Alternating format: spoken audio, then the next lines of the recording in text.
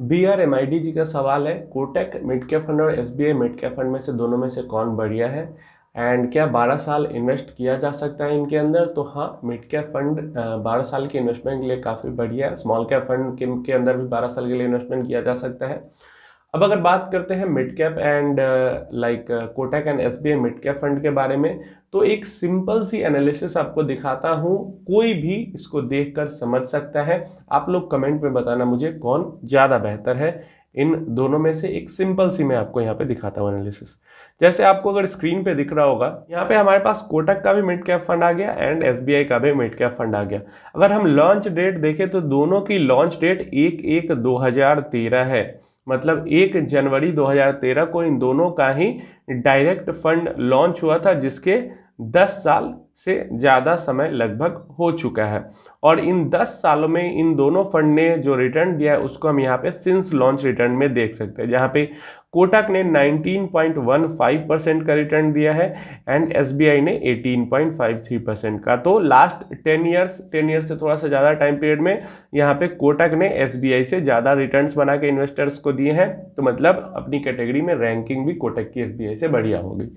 अगर last 8 years की बात करते हैं तो कोटक ने लास्ट 8 ईयर्स में 16% का एनुअलाइज रिटर्न दिया है एंड SBI ने लास्ट 8 ईयर में 13.6% का एनुअलाइज रिटर्न दिया है। तो दोनों के बीच में काफ़ी डिफरेंस है, जो कि मतलब दिखा रहा है कि कोटक लास्ट 8 ईयर में अच्छा परफॉर्म किया है। लास्ट 8 ईयर्स में कोटक अपनी कैटेगरी में नंबर 1 पे रैंक कर रहा है और SBI नंबर 11 पे रैंक कर रहा है।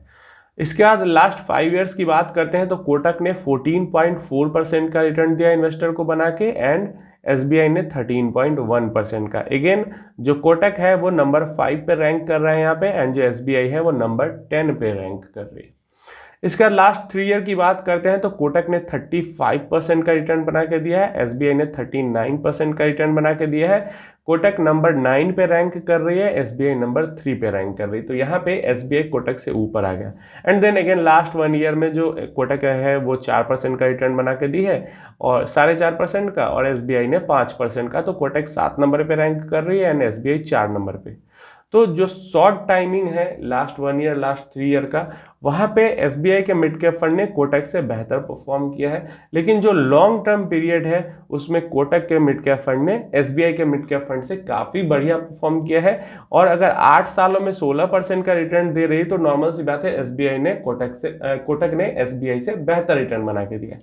और एक चीज़ अगर हम देखें कि कोटक का अगर हम लॉन्ग टर्म परफॉर्मेंस देखें तो ये हमेशा ही टॉप 10 के अंदर बनी रही है, लेकिन SBI जो है वो भी टॉप 10 के अंदर या आसपास ही हम इसको कह सकते हैं। अगर हम बात करते हैं फंड के साइज की, तो कोटक का फंड का साइज SBI के फंड के साइज से 3 गुना है। लाइक कोटक SBI 8,000 करोड़ पे है एंड कोटक 24,000 करोड़ पे है, और फिर भी जो रिटर्न्स है वो कोटक अच्छे बना के दे रहा है अपने इन्वेस्टर को।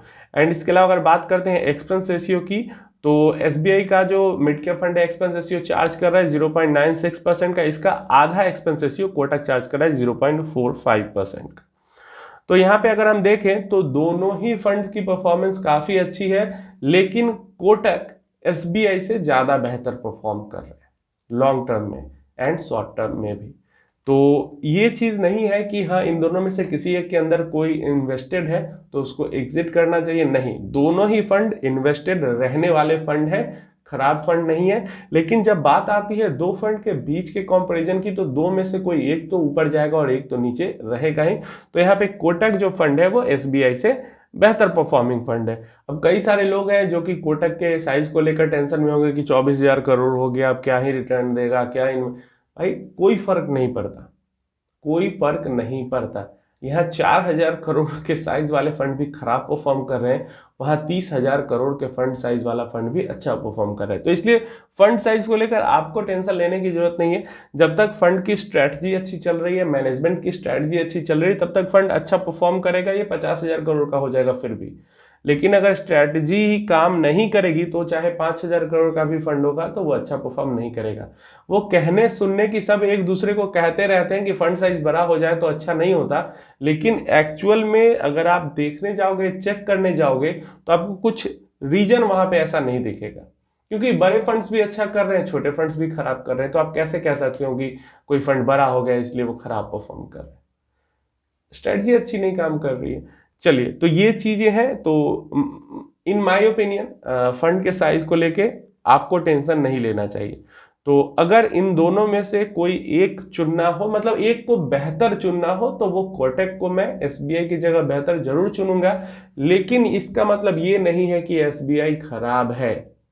ठीक है, आपने पूछा इसलिए मैंने बता दिया। तो दोनों बढ़िया फंड है। एसबीआई भी लॉन्ग टर्म से अगर देखें तो टॉप 10 के अंदर ही है, सिर्फ 8 साल में थोड़ा सा 11 नंबर पे है, नहीं तो टॉप 10 के अंदर ही इसकी भी परफॉर्मेंस रही है।